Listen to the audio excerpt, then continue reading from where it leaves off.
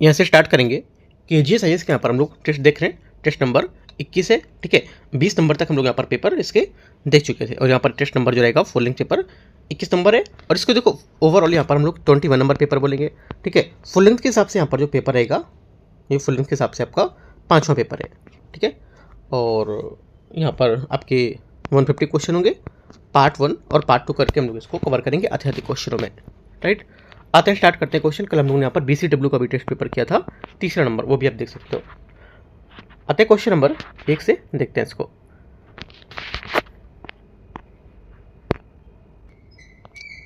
Question 1 है, Watson और क्रिक द्वारा प्रस्तावित DNA डबल जो हेलिक्स मॉडल में DNA के दो यहाँ पर स्ट्रैंड किस प्रकार चलते हैं ये बताना है। देखो ये चलते हैं कैसे, ये प्रति समांतर होते हैं। कैसे होते हैं प्रति समांतर, राइट। क्योंकि यहाँ पर वाटसन क्रिक DNA के मॉडल के 1953 के अनुसार DNA में 2 पॉली न्यूक्लियोटाइड स्ट्रैंड होते हैं जो एक डबल हेलिक्स बनाने के लिए एक दूसरे के चारों ओर लिपटे होते हैं। दोनों स्ट्रैंड विपरीत दिशाओं में चलते हैं, इसलिए इन्हें प्रति समानांतर कहा जाता है। एक स्ट्रैंड में 5 मिनट 3 मिनट दिशा में चलता रहता है, जबकि यहाँ पर दूसरा स्ट्रैंड जो होता है 3 मिनट से 5 जो मिनट की जो दिशा है उसमें चलता रहता है। और नाइट्रोजन युक्त क्षार विशेष रूप से हाइड्रोजन बॉन्ड के माध्यम से जुड़ता है, जैसे कि A जुड़ेगा आपका जो एडेनिन है जुड़ेगा आपका थायमिन से, ठीक है, फिर हाइड्रोजन बॉन्ड बनाएगा। उसके बाद गोनिन जुड़ेगा आपका साइटोसिन से, वो हाइड्रोजन बॉन्ड बनाएगा। आंसर यहाँ से B करेक्ट है। क्वेश्चन नंबर 2, क्वेश्चन नंबर 2 है 6 न्यूटन का बल, यहाँ पे N का मतलब होता है न्यूटन, ठीक है। 6 न्यूटन का बल एक बल 2 किलोग्राम के द्रव्यमान के एक पिंड में 2 सेकंड में काम करता है। तो यदि यहाँ पर पिंड का शुरू में स्थिर यहाँ पर था इसका क्या काम, तो पिंड का अंतिम वेग क्या होगा। तो आंसर हो जाएगा यहाँ से दूसरे का करेक्ट। यहाँ से क्या होगा 12 NS। NS मतलब क्या होता है न्यूटन सेकेंड, ठीक है, या बोल सकते हो किलोग्राम पर मीटर सेकेंड, राइट। तो कैसे निकालेंगे, F बराबर कितना दिया 6 न्यूटन, ठीक है, और समय दिया इसका 2 सेकेंड। प्रारंभिक वेग 0 हो गया क्योंकि पिंड शुरू में स्थिर है, इसलिए U 0 हो गया, और मतलब हाँ प्रारंभिक वेग 0 हो गया यहाँ से। और उसके बाद अंतिम संवेग है U + 12 मतलब 12 दे रखा है, ठीक है। तो आंसर क्या हो जाएगा, देखो आंसर यहाँ से हो जाएगा आपका संवेग कैसे निकालेंगे, संवेग परिवर्तन की दर कैसे करते हैं, 6 × 2 मतलब समय इंटू यहाँ से इसका जो बल है वो, ठीक है। तो निकल आएगा हमारा 12 किलोग्राम पर मीटर सेकंड हमारा संवेग आ जाएगा, अंतिम संवेग। अंतिम संवेग प्रारंभिक संवेग क्या था 0 प्लस अंतिम संवेग 12 हो गया, 12 + 0 क्या होगा 12 किलोग्राम पर मीटर सेकंड या 12 न्यूटन सेकंड, इसका आंसर होगा। आगे क्वेश्चन आते हैं, क्वेश्चन नंबर 3, एक समान वृत्ताकार गति के संबंध में विचार करना है। कण की चाल स्थिर रहती है, कण का वेग स्थिर रहता है और हमेशा त्वरण केंद्र की ओर निर्देशित होता है। तो क्या होगा तीसरे में, देखो तीसरे का पहला तो करेक्ट होगा, कण की चाल स्थिर रहती है इसमें, ठीक है। एक समान वृत्ताकार जो गति होती है इसमें एक कण में वृत्ताकार पथ पर स्थिर चाल से चलता है, लेकिन इसकी गति दिशा लगातार बदलती रहती है। सेकेंड बात, यहाँ से कण का वेग क्या होता है स्थिर रहता है। सेकेंड बात गलत है क्योंकि वेग एक सदिश राशि है जो परिमाण और दिशा दोनों पर निर्भर करती है। यद्यपि एक समान वृत्ताकार गति में कण की चाल स्थिर रहती है, लेकिन वृत्ताकार पथ पर प्रत्येक बिंदु पर इसकी दिशा बदलती रहती है। चूँकि दिशा में परिवर्तन में वेग में परिवर्तन होता है, इसलिए यहाँ पर एक समान वृत्ताकार गति के दौरान कण का वेग स्थिर नहीं रह सकता है। तीसरी बात है त्वरण हमेशा केंद्र की ओर निर्देशित होता है। तीसरी बात क्या होगी करेक्ट है। आंसर 1 और 3 सही है, क्या होगा 1 और 3 सही है, करेक्ट आंसर आपका होगा तीसरे का C। क्वेश्चन नंबर 4 है, चौथा नंबर, मुक्त रूप से गिरती हुई लिफ्ट में एक सरल लोलक की आवृत्ति क्या होती है। आंसर क्या होगा चौथे का करेक्ट आंसर यहाँ से हो जाएगा ये 0 होगी, 0, क्योंकि मुक्त अवस्था में अगर किसी रूप में गिरती हुई कोई लिफ्ट से प्रभावी गुरुत्वाकर्षण शून्य हो जाता है, इसके लिए लोलक दोलन काम नहीं करता है, इसकी आवृत्ति 0 हो जाती है। सरल लोलक में दोलन के लिए आवश्यक प्रत्यानयन बल गुरुत्वाकर्षण द्वारा प्रदान किया जाता है, और जब कोई लिफ्ट गुरुत्वाकर्षण के अधीन मुक्त रूप से गिरती है तो लोलक का आधार और बॉब दोनों समान त्वरण जी से नीचे की ओर त्वरित होता है। आगे आते क्वेश्चन नंबर 5, 5वां नंबर है, इसमें बोला पृष्ठ तनाव के संबंध में विचार करना है। पृष्ठ तनाव वह बल प्रति इकाई लंबाई है जो सतह पर एक काल्पनिक रेखा के लंबवत काम करती है। 5वें का पहला स्टेटमेंट यहाँ से करेक्ट होगा, ठीक है, क्योंकि यहाँ पर पृष्ठ तनाव द्वारा पृष्ठ तनाव को द्रव की मुक्त सतह पर खींची गई एक काल्पनिक रेखा दोनों ओर प्रति इकाई लंबाई कर काम करने वाले स्पर्शरेखीय बल पर परिभाषित करती है। यह बल द्रव की सतह के तल में और काल्पनिक रेखा के लंबवत काम करेगा। सेकंड बात है, तापमान बढ़ने पर द्रव का पृष्ठ तनाव क्या होता है? घटता है। सेकंड बात करेक्ट है। तीसरी बात है, पृष्ठ तनाव एक सदिश राशि है। तीसरी बात गलत है, क्योंकि पृष्ठ तनाव एक अदिश राशि है, न कि सदिश राशि। ठीक है, यद्यपि इसे प्रति इकाई लंबाई पर लगने वाला बल के रूप में भी परिभाषित कर सकते हैं, बता सकते हैं। फिर भी पृष्ठ तनाव का गुणांक केवल परिमाण रखता है और उसकी कोई निश्चित दिशा नहीं होती है। इसलिए क्या हो गया? इसलिए यहाँ पर ये अदिश राशि हो गई। आंसर क्या होगा? एक सही था, दो सही था, ये आंसर होगा। क्वेश्चन 6, जब एक धातु की छड़ को गर्म किया जाता है तो ये फैलती है क्योंकि?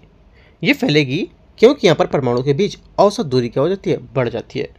जब किसी धातु की छड़ को गर्म किया जाता है तो उसके परमाणु में अतिरिक्त गतिज ऊर्जा प्राप्त कर लेती है और अपनी संतुलन माध्य जो स्थिति होती है उसके आसपास अधिक तीव्रता के कंपन करने लगती है। अंतर परमाणु बल दूरी वक्र की असममितता के कारण इन कंपनों की परिणाम स्वरूप निकटवर्ती परमाणुओं के बीच औसत दूरी बढ़ जाती है, जिससे क्या होता है? धातु का प्रसार होता रहता है। परिणाम स्वरूप धातु की छड़ के आयाम बढ़ जाते हैं, जिससे तापीय प्रसार होता है। और तापीय प्रसार इसलिए होता है क्योंकि तापमान के जो साथ परमाणु के कंपन के आयाम बढ़ने को उनके बीच की मध्य अलगाव बढ़ जाता है। आंसर सी करेक्ट है। क्वेश्चन 7, 7वां नंबर है, क्वांटम संख्याओं के संबंध में विचार करना है। मुख्य क्वांटम संख्या कक्षक के आकार और ऊर्जा के को निर्धारित करता है। 7वें का पहला करेक्ट है। सेकंड, चुंबकीय क्वांटम संख्या त्रिविमीय स्थान में कक्षक के अभिविन्यास को निर्धारित करती है। सेकंड बात क्या होगी? सेकंड बात भी करेक्ट है। तीसरा है, n के किसी दिए गए मान के लिए दिगंशी क्वांटम संख्या एक प्रभावित मानों की संख्या n+1 होती है। तीसरी बात गलत है। तीसरी बात गलत होगी, क्यों? क्योंकि यहाँ पर जो मुख्य क्वांटम संख्या n के लिए दिगंशी क्वांटम संख्या 1 का मान 0 से n-1 तक हो सकता है, इसलिए 1 के संभावित मानों की कुल संख्या n होती है, ना कि n+1। उदाहरण के लिए मान सकते हो कि n बराबर 3 होता है तो संभावित मान क्या होंगे? तो एक संभावित मान 1 और 0, ठीक है, 1 2 हो सकते हैं, जो कुल 3 मान देते हैं। आगे आते हैं, आंसर क्या होगा? आंसर करेक्ट, 1 और 2 सही है। 7वें का आंसर ए। क्वेश्चन नंबर 8 है, निम्नलिखित में से कक्षक ऊर्जा सबसे अधिक होती है किसमें? देखो, कक्षक ऊर्जा सबसे अधिक होती है, 8वें का करेक्ट आंसर हो जाएगा 4D। ठीक है, बहु इलेक्ट्रॉन परमाणु में कक्षकों की संख्या सापेक्ष n+1 नियम द्वारा निर्धारित की जाती है और 4D कक्षक के लिए मुख्य क्वांटम संख्या n बराबर 4 और द्विगंशी क्वांटम संख्या 1 बराबर 2 के लिए, इसलिए n+1 बराबर 4+2 = 6 जो दिए गए ऑर्बिटल्स में 4s 3d 4p और 4d में सबसे ज़्यादा कक्षकों में बताई जाती है। आपने अगर 12th में पढ़ा होगा केमिस्ट्री में तो यहाँ पर होगा, ये नहीं पढ़ा है तो आप इसको थोड़ा सा रीड कर सकते हो, रीड करने से आपको चीज़ समझ आ जाएगी। ठीक है, इलेक्ट्रॉनिक विन्यास जहाँ पर होते हैं ना, वहाँ पर चैप्टर होगा ये आपका। 8वें का आंसर डी करेक्ट हो जाएगा, 4D। क्वेश्चन नंबर 9 नंबर है, निम्नलिखित में से कौन सा अणु अनुचुंबकीय है? कौन सा जो अणु में से अणु है वो अनुचुंबकीय है? आंसर हो जाएगा 9 का करेक्ट आंसर, ये ऑक्सीजन अनुचुंबकीय होगा। क्या होगा? बी आंसर करेक्ट है, राइट। आगे क्वेश्चन नंबर 10 है, CO2 के निर्माण की मानक एंथैल्पी -393.5 किलो जूल पर मोल है। 1 ग्राम कार्बन दहन में एंथैल्पी क्या होगी? आंसर 10वें का हो जाएगा, ये आपका रिएक्शन से सॉल्व होगा। ठीक है, क्या आएगा आंसर? आंसर आ गया आपका -32.8 किलो जूल, इसका आंसर होगा। ठीक है, -395.5 को डिवाइड कर देंगे किससे? 12 से, आंसर हो जाएगा।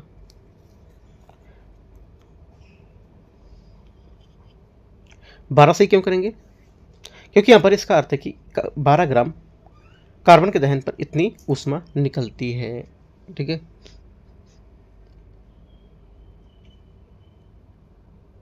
आगे आते हैं।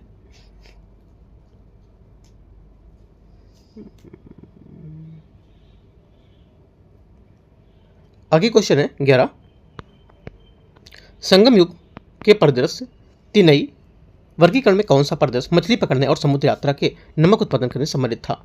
11वें का आंसर क्या होगा? 11वें का जो करेक्ट आंसर हो जाएगा आपको यहाँ से ये हो जाएगा, 11वें का सही आंसर 11वें का सही आंसर हो जाएगा आपका सी नंबर, नैथल इसका करेक्ट आंसर होगा। क्या होगा? नैथल इसका करेक्ट आंसर है। आगे क्वेश्चन आते हैं, क्वेश्चन नंबर 12। होता क्या नैथल, थोड़ा देख लेते हैं इसके बारे में। नैथल देखो, प्राचीन तमिलकम में संगम साहित्य में भूमि को 5 विशिष्ट पारसिक क्षेत्रों में वर्गीकृत किया गया था, जिन्हें तिनई के रूप में जानते थे। ठीक है, और प्रत्येक क्षेत्र की एक विशिष्ट भौगोलिक विशेषता होती थी, इससे संबंधित देवता और उससे पर्यावरण में उपलब्ध संसाधनों के आधार पर विशिष्ट व्यवसाय बताए जाते थे। राइट, आंसर यहाँ से सी 11 का करेक्ट आंसर है। क्वेश्चन 12 आते हैं।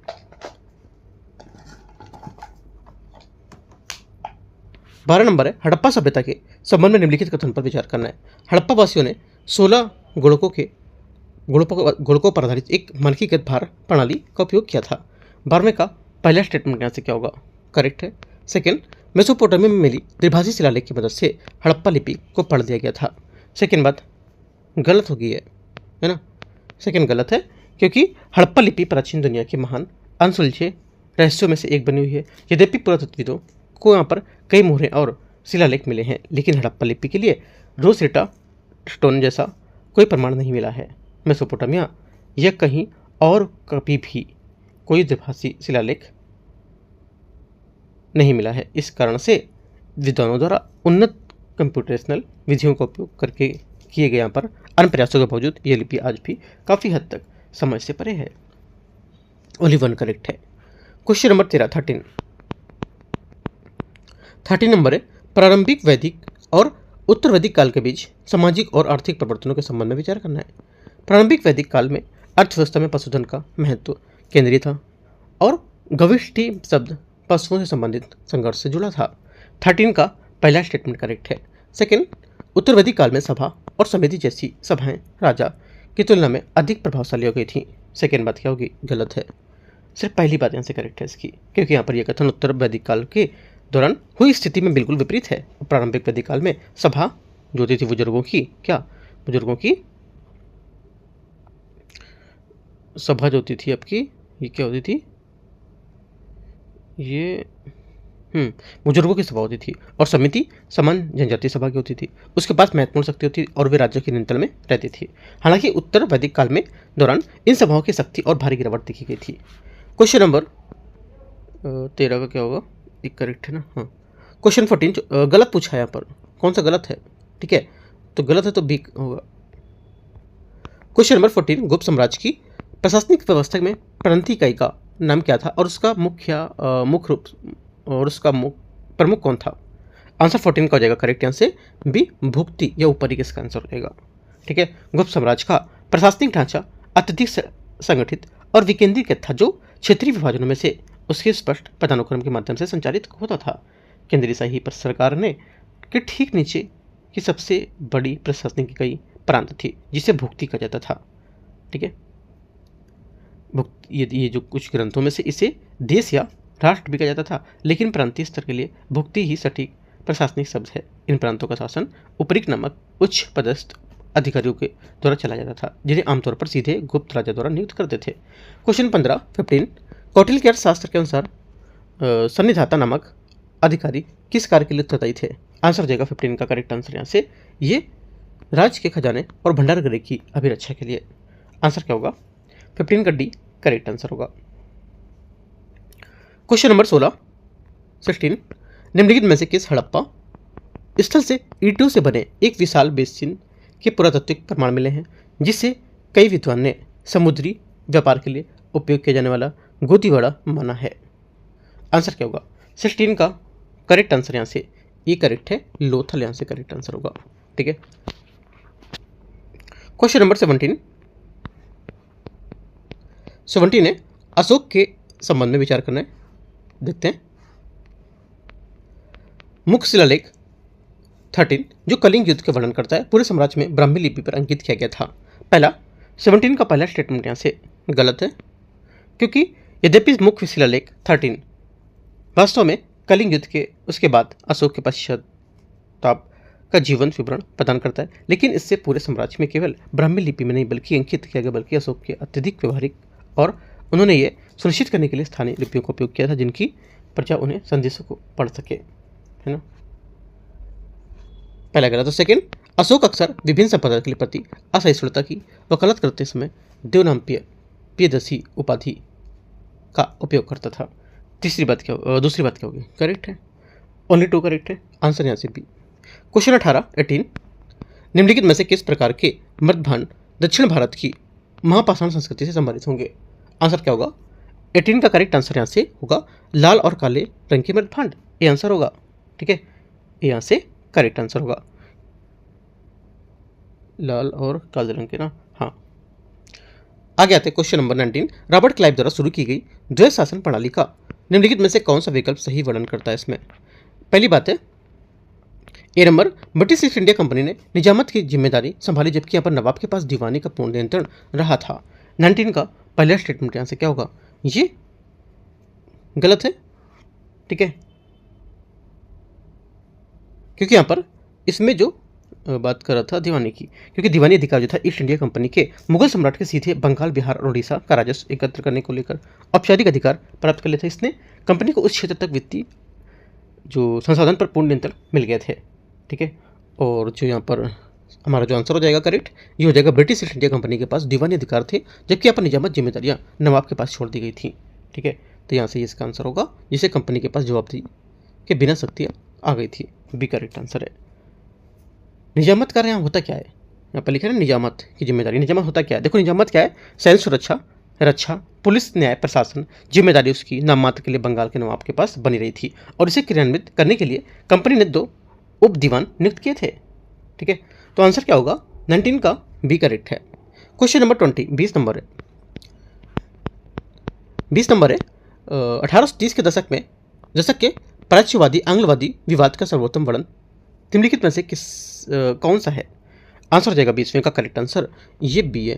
क्या सार्वजनिक धन उपयोग पारंपरिक शिक्षा के लिए जाना चाहिए था अंग्रेजी माध्यम से पश्चिमी शिक्षा के लिए? तो बी क्या होगा? 20 का आंसर होगा, क्योंकि प्राच्यवादी जो आंग्लवादी थी विवाद 1820 और 1830 के दशक के दौरान ब्रिटिश भारत के शैक्षिक नीति का एक बड़ा बहस का विषय था। प्राच्यवादी ये संस्कृत, अरबी और फारसी जैसी शास्त्रीय भाषाओं के माध्यम से पारंपरिक भारतीय शिक्षा को बढ़ावा देने के पक्ष में थे। उनका तर्क था कि सरकारी धन का उपयोग भारत के स्वदेशी बौद्धिक परंपराओं के संरक्षित बढ़ावा देने के लिए किया जाना चाहिए था। आंसर बी करेक्ट है 20 का। 21 नंबर है ईस्ट इंडिया कंपनी के मामलों के प्रशासन में द्वैध शासन की प्रणाली किसके द्वारा स्थापित की गई थी?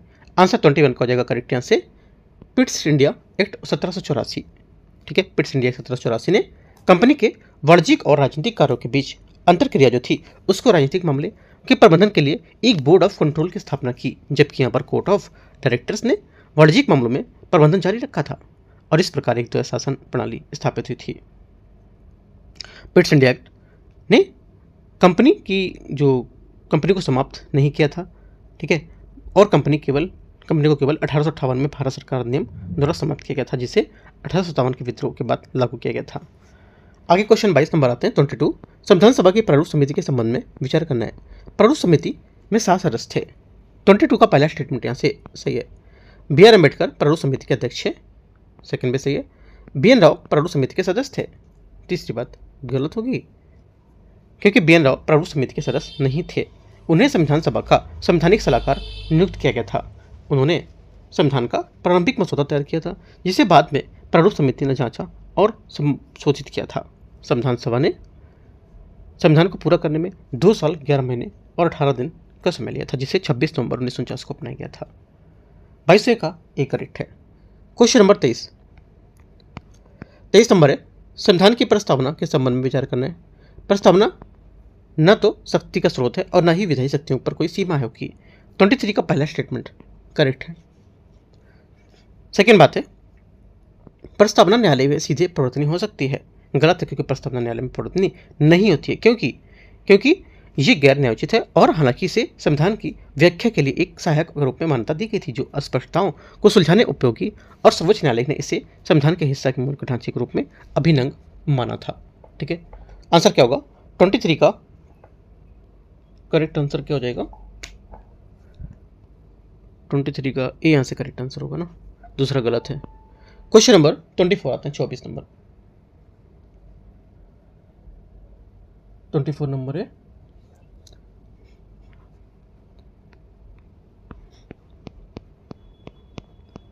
संविधान के अनुच्छेद 22 के संबंध में विचार करना है। 24 घंटे के भीतर मजिस्ट्रेट के सामने पेश किए जाने का अधिकार निवारक निरोध पर लागू होता है। 24 का पहला क्या होगा? 24 का पहला स्टेटमेंट यहाँ से गलत है। क्यों? क्योंकि यहाँ पर गिरफ्तारी के कारणों की जानकारी पाने, कानूनी सलाहकार से परामर्श करने और 24 घंटे के भीतर मजिस्ट्रेट के सामने पेश करने का अधिकार समान कानून के तहत गिरफ्तार किए गए व्यक्तियों पर लागू होता है। और ये सुरक्षा उपाय निवारक निरोध किए गए व्यक्तियों पर लागू होता है। ये सुरक्षा उपाय निवारक निरोध कानून के तहत हिरासत में लिए गए व्यक्ति के विदेशी शत्रु पर लागू नहीं होते हैं। ठीक है। क्वेश्चन नंबर, अच्छा पहला आंसर गलत हो गया। सेकेंड, 3 महीने से अधिक निवारक निरोध के लिए एक सलाहकार बोर्ड की राय आवश्यक होती है। करेक्ट है, क्योंकि आर्टिकल 22 के तहत किसी व्यक्ति को समानता निवारक निरोध कानून के तहत 3 महीने से अधिक समय तक हिरासत नहीं रखा जा सकता, जब तक कि उच्च न्यायालय के न्यायाधीश बनने के योग्य व्यक्ति से बना सलाहकार 3 बोर्ड से महीने से अधिक समाप्त या विस्तारित के लिए हिरासत के लिए पर्याप्त कारण की रिपोर्ट न दे दे। तीसरी बात है, निवारक निरोध पर संसद और राज्य विधानसभाएं दोनों कानून बना सकती हैं। करेक्ट बात है। 2 और 3 करेक्ट है। आंसर क्या होगा? बी 24 का सही आंसर। 25 नंबर 25 नंबर है। सूची 1 सूची 2 कथन यहाँ पर है समाजवादी राज्य के राजनीतिक नेतृत्व और विषय। आर्टिकल 38 सामाजिक व्यवस्था सुनिश्चित करके लोगों के कल्याण को बढ़ावा देना। ठीक है, 38 का जो हो जाएगा यहाँ से क्या होगा? ये तीसरा। आर्टिकल 39 जो है ये क्या कहता है? ये कहता है कि आजीविका के पर्याप्त साधन को समान कार्य के लिए समान वेतन। उसके बाद आर्टिकल 41 क्या कहता है? 41 कहता है कि काम, शिक्षा और सार्वजनिक सहायता का अधिकार प्राप्त होगा। ठीक है, तो 1। और आर्टिकल 42 कहता है कि काम की न्यायसंगत और मानवीय दशाएं तथा प्रसूति सहायता। ये बहुत इंपॉर्टेंट आर्टिकल हैं, जितने भी दे रखे हैं आप इनको लिख के नोट करके अच्छे से याद कर लो। ठीक है, ये क्या क्या कौन से आर्टिकल है ये, राइट। तो आंसर क्या होगा? आंसर हो जाएगा आपका 25 का ए करेक्ट है। 26 नंबर है। 26 है, किसने भारतीय संविधान को अर्धसंघी और स्वरूप में संघी लेकिन एकात्मक बताया है? आंसर क्या होगा? 26 का करेक्ट आंसर हो जाएगा यहाँ से ये के.सी. विहर इसका करेक्ट आंसर होगा। ठीक है, 26 का सी करेक्ट आंसर है। के.सी. विहर ने भारतीय संविधान को अर्धसंघी और ऐसी शासन प्रणाली के रूप में वर्णित किया जो स्वरूप में तो संघीय है लेकिन इसमें एक मजबूत एकात्मक झुकाव है। ऐसा उन्होंने इसलिए कहा था क्योंकि विधायी, प्रशासनिक और वित्तीय मामलों में राज्यों और केंद्र के प्रभुत्व अधिक होगा। 27 नंबर है, भारत के उपराष्ट्रपति के संबंध में विचार करना है। उपराष्ट्रपति अधिकतम 6 महीने की अवधि के लिए राष्ट्रपति के रूप में काम कर सकता है। 27 का पहला स्टेटमेंट करेक्ट है। अमेरिकी उपराष्ट्रपति की तरह वह राष्ट्रपति के शेष कार्यकाल के लिए पद ग्रहण करता है। सेकेंड बात गलत हो जाएगी इसकी, क्योंकि अमेरिकी उपराष्ट्रपति के विपरीत जो राष्ट्रपति का पद खाली होने पर शेष कार्यकाल के लिए राष्ट्रपति बन जाता है, भारतीय उपराष्ट्रपति राष्ट्रपति के पद पर उत्तराधिकारी नहीं बनता है। वह केवल तब तक राष्ट्रपति के काम का निर्वहन करता है जब तक कि वह एक नया राष्ट्रपति निर्वाचित न हो जाए। इन कार्यों का निर्वहन करते समय उपराष्ट्रपति राज्यसभा के सभापति के रूप में कार्य नहीं करता है। वह राष्ट्रपति के वेतन और भत्तों के हकदार होता है। 28 आते हैं, यहाँ से क्या होगा करेक्ट इसका? 27 का सही आंसर ए। 28 नंबर है। 28, भारत के सर्वोच्च न्यायालय के संबंध में विचार करना है। ठीक है, सर्वोच्च न्यायालय के बारे में आपको विचार करना है, बताना है कौन सा से सही होगा। ठीक है, आते हैं देखते हैं इसको।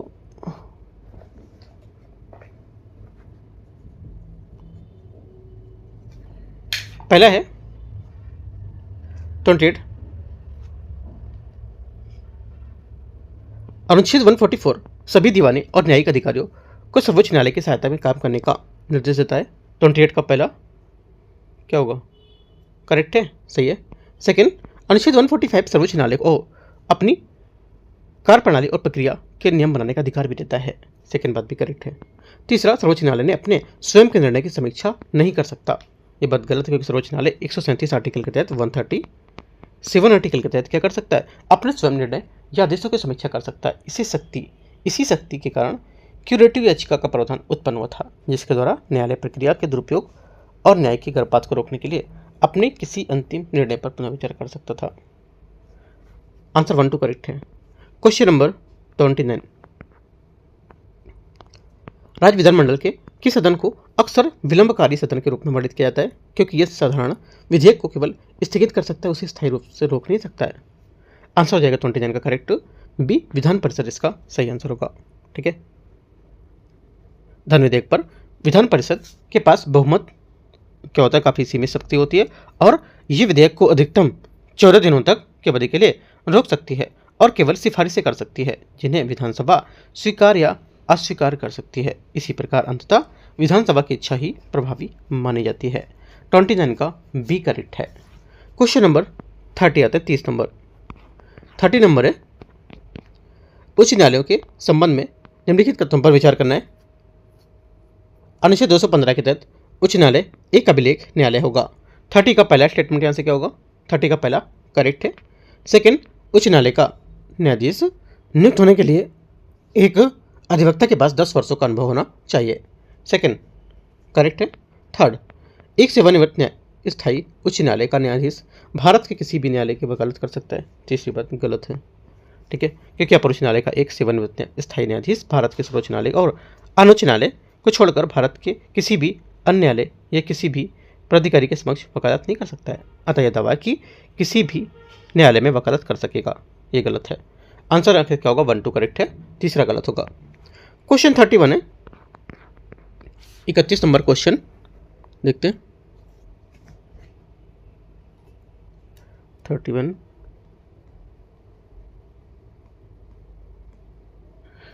31 नंबर, भारत में राजनीतिक दलों के संबंध में विचार करने के कथनों पर देखते हैं क्या है इसमें।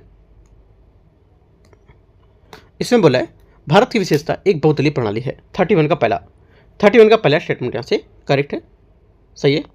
सेकंड, चुनाव आयोग द्वारा एक मान्यता प्राप्त दल को एक मुक्त प्रतीक आवंटित किया जाता है। सेकंड बात गलत है, क्योंकि मान्यता प्राप्त दल ये राष्ट्रीय राज्य, ठीक है, इसको एक आरक्षित प्रतीक रिजर्व सिंबल आवंटित किया जाता है, मुक्त प्रतीक नहीं किया जाता है। मुक्त प्रतीक मतलब क्या होगा, फ्री, दूसरा कोई भी मिल सकता है, दूसरा कोई भी ले सकता है। जैसे मान लो उनको दिया गया कमल का साइन, ठीक है, मुक्त मतलब क्या होगा, फ्री है, दूसरा भी इसको कमल रख सकता नहीं, ऐसा नहीं है। ये क्या होगा, रिजर्व देगा, दूसरा नहीं रख सकता कोई। ठीक है, तो सिर्फ 1 करेक्ट होगा यहाँ से। पहली बात इसकी करेक्ट है, दूसरी बात गलत है। ओनली 1 करेक्ट है, एक आंसर होगा। 32 नंबर क्वेश्चन है, भारत में चुनाव के संबंध में विचार करना है। लोकसभा के चुनाव first past the post system प्रणाली पर आधारित होता है। 32 का पहला स्टेटमेंट क्या होगा, करेक्ट है। सेकंड बात है, रिटर्निंग ऑफिसर एक निर्वाचन क्षेत्र में चुनाव संचालन के लिए उत्तरदायी होगा। सेकंड बात ये भी करेक्ट है। तीसरा, लोकसभा के लिए अनुपातिक प्रतिनिधित्व की प्रणाली का पालन करता है। तीसरी बात गलत है, क्योंकि भारत लोकसभा के लिए अनुपातिक प्रतिनिधित्व का पालन नहीं करता है और राज्यसभा के सदस्यों का चुनाव विधानसभा द्वारा केवल एकल संख्याबल मत द्वारा उसके माध्यम से अनुपातिक प्रतिनिधित्व के द्वारा किया जाता है। ठीक है, तो आंसर 1 2 करेक्ट है, सिर्फ ये आंसर होगा। 33 नंबर क्वेश्चन 33, भारत के राज्य क्षेत्र के संबंध में विचार करने। 100वें संविधान संशोधन बांग्लादेश के साथ भूमि सीमा समझौते पर प्रभावी बनाया था। पहली बात करेक्ट है। सेकंड, भारतीय क्षेत्र को किसी विदेशी देश को सौंपने के लिए केवल अनुच्छेद 3 के तहत कानून की आवश्यकता को बताया था, कानून की आवश्यकता होती थी। सेकंड बात गलत है, क्योंकि भारतीय क्षेत्र की किसी विदेशी देश को सौंपने का कार्य अनुच्छेद 3 के तहत किसी कानून द्वारा नहीं किया जा सकता था और सर्वोच्च न्यायालय के बिरुबारी यूनियन मामले में यह निर्णय दिया गया था कि इस तरह के हस्तांतरण के लिए अनुच्छेद 368 के तहत संविधान संशोधन की आवश्यकता होती है, क्योंकि ये भारत के क्षेत्र में इस तरह परिवर्तन करता है जिसकी परिकल्पना आर्टिकल 3 नहीं करता है। ओनली 1 करेक्ट है, आंसर 1। 34 नंबर है, भारतीय और ब्रिटिश संसदीय प्रणाली की तुलना के संबंध में विचार करना है। ब्रिटेन के विपरीत भारत में राष्ट्र का एक निर्वाचित समूह होता है। 34 पहला स्टेटमेंट करेक्ट है। सेकंड बात है, भारत ब्रिटेन की तरह ही असीमित संसदीय संप्रभुता की प्रणाली का पालन करता है।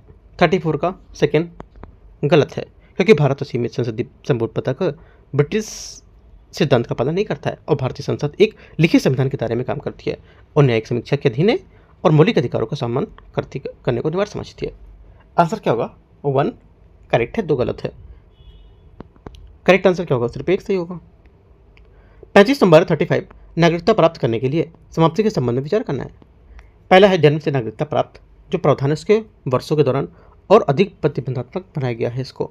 35 का पहला स्टेटमेंट यहाँ से सही है। सेकेंड, नागरिकता का अंत परित्याग, समाप्ति या वंचन के माध्यम से हो सकता है। सेकेंड बात करेक्ट है। तीसरा, कोई भारतीय नागरिक यदि स्वेच्छा से किसी अन्य देश की नागरिकता ग्रहण कर लेता है तो उसकी भारतीय नागरिकता यथावत बनी रहती है। तीसरी बात गलत है, क्योंकि जो नागरिक स्वेच्छा से दूसरे देश की नागरिकता प्राप्त कर लेता है वह भारतीय नागरिक नहीं रख सकता है या भारतीय नागरिकता नहीं रह सकता है।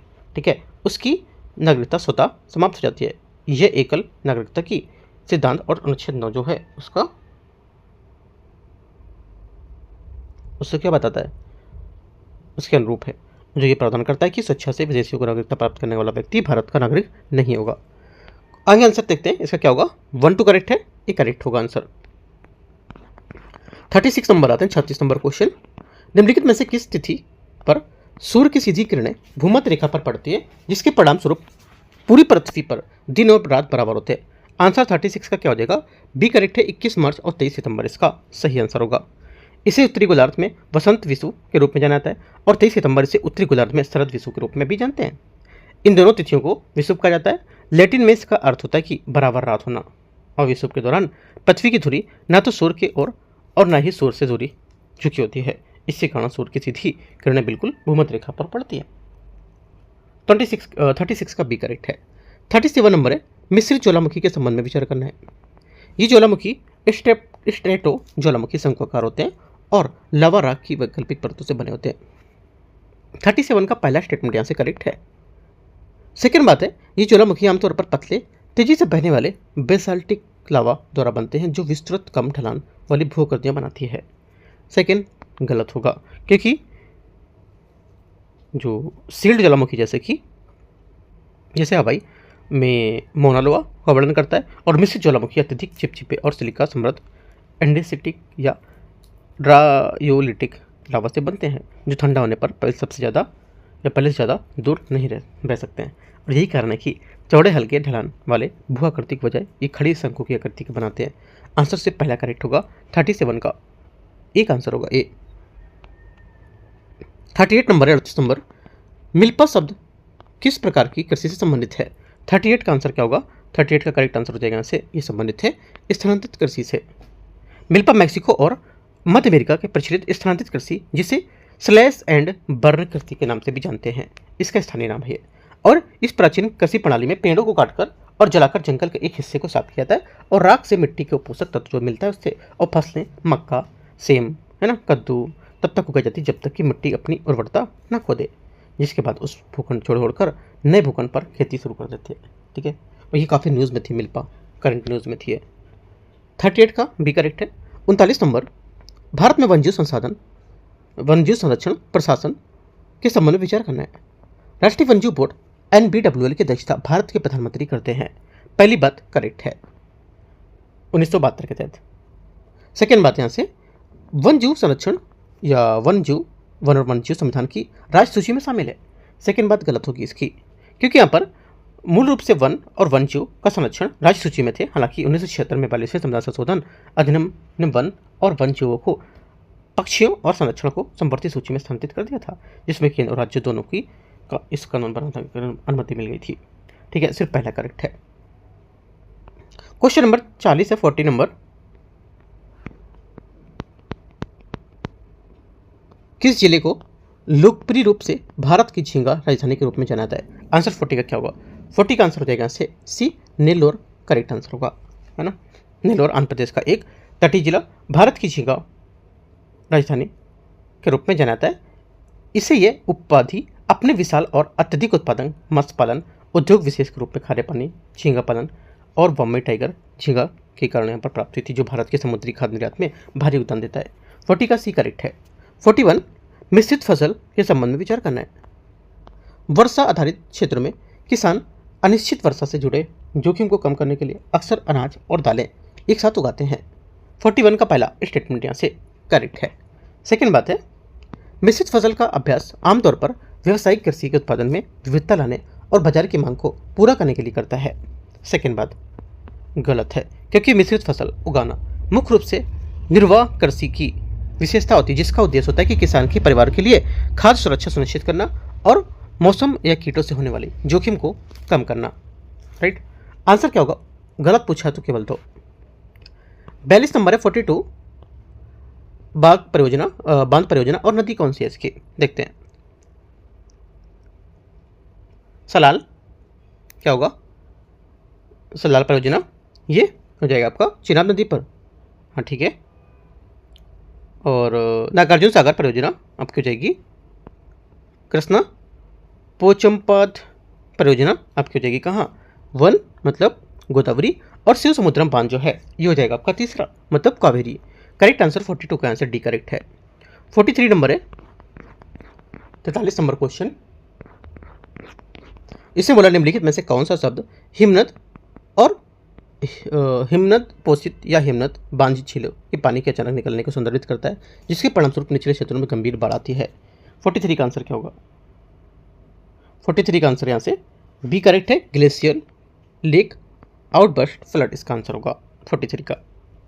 44 ग्रीन लाइन शब्द आमतौर पर किसके बीच सीमा संबंधित होगी, आंसर 45 का हो जाएगा और 44 का हो जाएगा ए, इजराइल और फिलिस्तीन इसका सही आंसर होगा। क्वेश्चन नंबर 45 है 45, स्वर्णिम चतुर्भुज राजमार्ग नेटवर्क द्वारा अनुसरण किए जाने वाले क्रम के शहर में व्यवस्थित करना है, शहरों के बारे में, मुंबई, दिल्ली, कोलकाता, चेन्नई।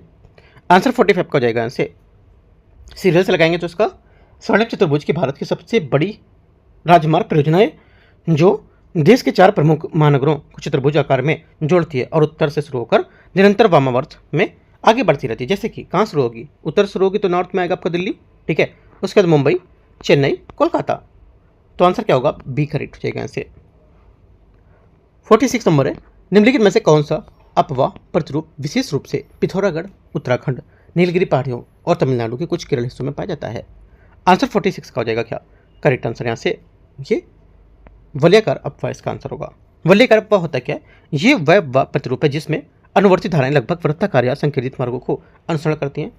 यह प्रतिरूप तब तक विकसित होता जब तक नदियों किसी केंद्रीय एवं अत्यधिक अपवर्तित संरचना गुंबद या बेसिन के चारों ओर वलयाकार के रूप में व्यवस्थित अपेक्षाकृत कमजोर सेल स्तरों के साथ प्रवाहित होती हैं। क्वेश्चन नंबर 46 का डी हो गया। 47 नंबर, कुमार कोम पश्चिमी अभयारण्य निम्नलिखित में से किस झील के तट पर स्थित है, आंसर हो जाएगा 47 का करेक्ट आंसर यहाँ से सी करेक्ट है, वेम्बनाड झील इसका सही आंसर होगा, ठीक है। कुमारकोम पश्चिमी अभयारण्य जिसे वेम्बनाड पश्चिमी अभयारण्य के नाम से भी जाना जाता था, ये केरल के कोट्टम जिले में वेम्बनाड झील के पूर्वी तट पर स्थित होगा। वेम्बनाड भारत की सबसे लंबी और केरल की सबसे बड़ी झील है। यह अभयारण्य अपने बैक वाटर परिस्थिति तंत्र के लिए प्रसिद्ध है। 48 आते हैं, नीलगिरी नीस के बारे में विचार करने। ये चार्नोकाइट श्रृंखला का हिस्सा है और समानता नीले भूरे हरे जो गहरे शैवाल है, अच्छा शैवाल नहीं है, ये बोला चार्नोकाइट श्रृंखला का हिस्सा एक समानता नीले भूरे और गहरे रंग का होता है, जिसका गठन मध्यम और मोटे दादानों की बनावट से होता है। पहली बात क्या होगी, 48 का पहला स्टेटमेंट यहाँ से करेक्ट है। सेकंड है, इसका निर्माण मोसोजोइक युग के दौरान ज्वालामुखी गतिविधियों से हुआ है। सेकंड गलत है, क्योंकि नीलगिरी नीस का निर्माण मेसोजोइक युग से ज्वालामुखी गतिविधि के कारण नहीं हुआ है, और यह भारत की सबसे प्राचीन चट्टान संरचनाओं में से एक है, जिसका निर्माण आर्कियन प्री-कैम्ब्रियन युग में 25 लाख वर्ष से भी अधिक पूर्व हुआ था। आंसर क्या होगा, इसका 48 का ए करेक्ट है। आंसर क्वेश्चन नंबर 49 49, लघु हिमालय के शिमला क्षेत्र में पाई जाने वाली अत्यधिक संपीड़ित उच्च पर्वतश्रेणी में से इयोसीन चट्टान की टोकनस बेल्ट निम्नलिखित में से किस थ्रस्ट से संबंधित है। 49 का करेक्ट आंसर यहाँ से बी होगा, ग्री थ्रस्ट इसका आंसर होगा, ठीक है। क्वेश्चन नंबर 50, ग्लेशियर और यहाँ पर इसकी अवस्थिति है उसके बारे में विचार करना है। ग्लेशियर और यहाँ पर अवस्थिति, द्रांग द्रोंग क्या होगा, 50 का ये हो जाएगा लद्दाख की जास्कर पर्वत श्रृंखला में स्थित है, पूर्व हिमालय श्रेणी नहीं होगी। सफात आपको हो जाएगा ग्लेशियर जास्कर पर्वतमाला ट्रांस हिमालय की शुरू घाटी में स्थित है, ना कि काराकोरम पर्वतमाला में, ये भी गलत है। अगला रीमो जो है आपका करेक्ट है, ये सियाचिन क्षेत्र लद्दाख। हिस्पार ये भी करेक्ट है, गिलगिट बल्टिस्तान, दोनों करेक्ट है। आंसर क्या होगा, 50 का 2 बात 3 और 4 दो युग्म करेक्ट है, बी। क्वेश्चन 51 51 नंबर क्वेश्चन, सूची 1 और सूची 2 को मैच करना है, सूची 2 नहीं होगा, सूची 1 और सूची 2 होगा, ठीक है। व्यक्तित्व और अभ्यास की नियुक्तियाँ 51 में पहला हो जाएगा आपका निवेदिता दुबे। निवेदिता दुबे भारतीय विमानन पत्तन प्राधिकरण प्रथम महिला निदेशक हैं, ठीक है, तो ये हो जाएगा इसका। उसके बाद तारिक रहमान बांग्लादेश के प्रधानमंत्री, राइट। उसके बाद मियाँ मोटली बारबाडोस के प्रधानमंत्री लगातार तीसरी बार बने।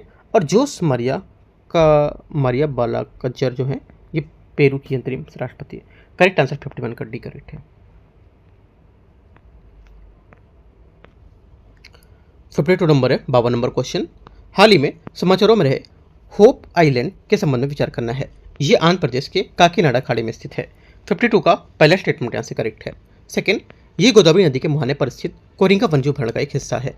सेकंड बात भी यहाँ से करेक्ट हो जाएगी। दोनों बातें करेक्ट है। 52 का आंसर सी करेक्ट होगा। 53 है, हाल ही में जारी किए गए नेटवर्क रेडीनेस इंडेक्स 2025 के संबंध में विचार करना है। इसे पार्टुलेंस इंस्टीट्यूट द्वारा जारी किया था, जो एक गैर लाभकारी अनुसंधान संस्थान है। 53 का पहला स्टेटमेंट यहाँ से क्या होगा, करेक्ट है। सेकंड, भारत 35वें स्थान पर है, जिससे उसकी स्थिति में 4 पायदान सुधार हुआ है, ठीक है। क्या होगा सेकंड बात, क्या होगी इसकी, गलत है, क्योंकि हालांकि भारत ने अपनी स्थिति में 4 पायदान सुधार किया, लेकिन नेटवर्क रेडीनेस इंडेक्स में 2025 में उसकी वास्तविक रैंक 35 नहीं है बल्कि 45 है। आंसर क्या होगा, ओनली 1 करेक्ट है, एक बात। 54 नंबर है, 54 नंबर क्वेश्चन। हाल ही में चर्चित आत्मकथा दिया सलाई निम्नलिखित में से किस व्यक्तिगत या किस व्यक्ति द्वारा लिखी गई थी। 54 का करेक्ट आंसर हो जाएगा, ये लिखी गई कल्याण शतार्थी, इसका करेक्ट आंसर है बी नंबर, ठीक है। दिया सलाई जिसका हिंदी में अर्थ माचिस की तीली होता है, और नामक इसका आत्मकथा प्रसिद्ध भारतीय समाज सुधारक और 2014 के नोबेल शांति पुरस्कार विजेता कैलाश सारथी द्वारा लिखी गई थी। इंपॉर्टेंट है। 55 नंबर क्वेश्चन है, हाल ही में जारी करप्शन परसेप्शन इंडेक्स 2025 के संबंध में विचार करना है। इसे ट्रांसपेरेंसी इंटरनेशनल द्वारा जारी किया जाता है और इसमें 182 देशों में शामिल किया गया था। 55 का पहला स्टेटमेंट यहाँ से करेक्ट है। ये पैमाना 0 से लेकर 100 तक जो सबसे अधिक भ्रष्ट है उसको बताता है 100 नंबर।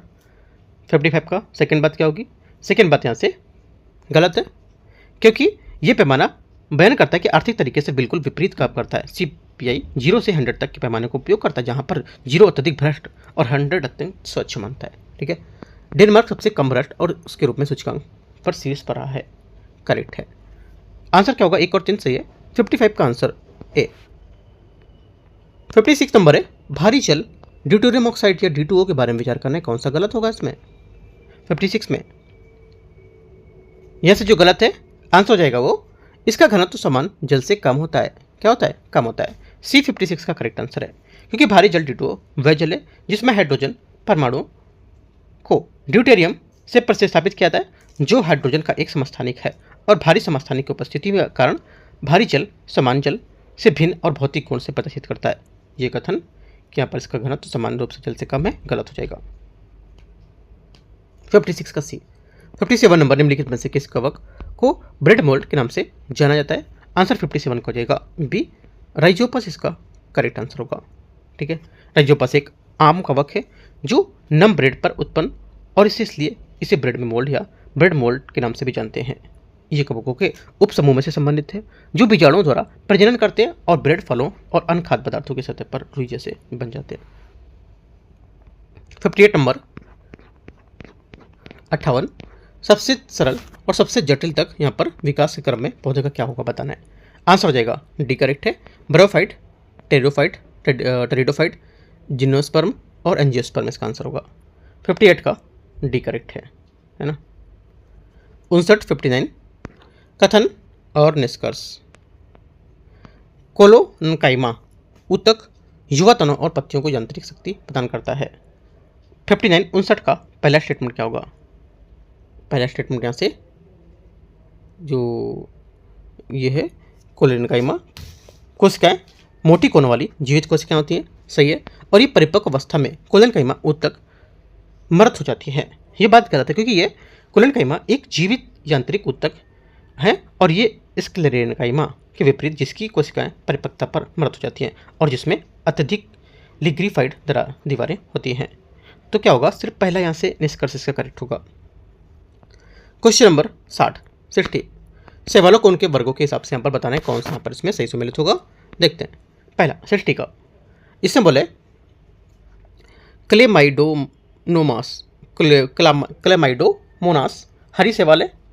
सेकेंड लमेनेरिया भूरे शैवाल, जेलीडियम लाल शैवाल। तीनों बातें करेक्ट है। सृष्टि का आंसर 1, 2, 3 सभी करेक्ट है। सी। क्वेश्चन 61 61 नंबर है। सूची को सूची 2 को मिलान करना है, प्रजनन का प्रकार और इसके एग्जाम्पल कौन कौन से हो सकते हैं। पहली बात है, पहला है कि द्विखंडन, द्विखंडन आपको हो जाएगा क्या यहाँ से अमीबा, ठीक है। मुकुलन, मुकुलन क्या होता है, मुकुलन अनैंगिक प्रजनन का एक रूप होता है, ठीक है, खमीर। और उसके बाद आपको हो जाएगा विखंडन, विखंडन क्या होता है, 3D मतलब स्पाइरोगैरा और बीजाणु निर्माण पेंसिलियम। करेक्ट आंसर 61 का सी करेक्ट है। क्वेश्चन नंबर 62 है, कथन एक निष्कर्ष निष्कर्ष दो। अवयवी शोषण वैवी शोषण की तुलना में एटीपी उत्पन्न होते हैं, तुलना में कम एटीपी उत्पन्न होता है, ये बात यहाँ से बताई जा रही है इसकी। तो इसमें निष्कर्ष क्या होगा, देखो इससे निष्कर्ष हो सकता है कि ये अवयवी शोषण ग्लूकोज पूर्णतः ऑक्सीकरण करेगा।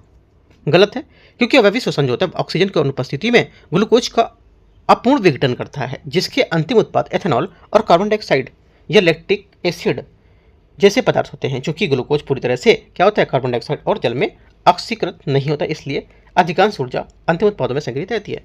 तो पहला क्या होगा यहाँ से गलत हो जाएगा। सेकेंड बात, अवयवी शोषण प्रति ग्लूकोज अणु 2 ATP अणु उत्पन्न करता है। सेकेंड बात करेक्ट है, ओनली 2 करेक्ट है निष्कर्ष, तो आंसर क्या होगा बी, यहाँ से आंसर होगा।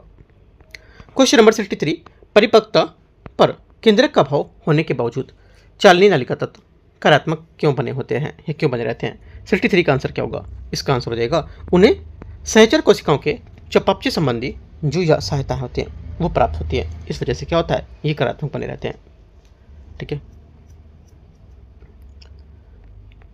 क्वेश्चन नंबर 64 है, 64 नंबर, लाइसोसोम की कोशिका की आत्मघाती थैली क्यों कहा जाता है, क्योंकि इसलिए कहा जाता है क्योंकि करेक्ट आंसर इसमें से पाचन एंजाइम होते हैं और स्वतः अपघटन का कारण बन सकते हैं, इस वजह से।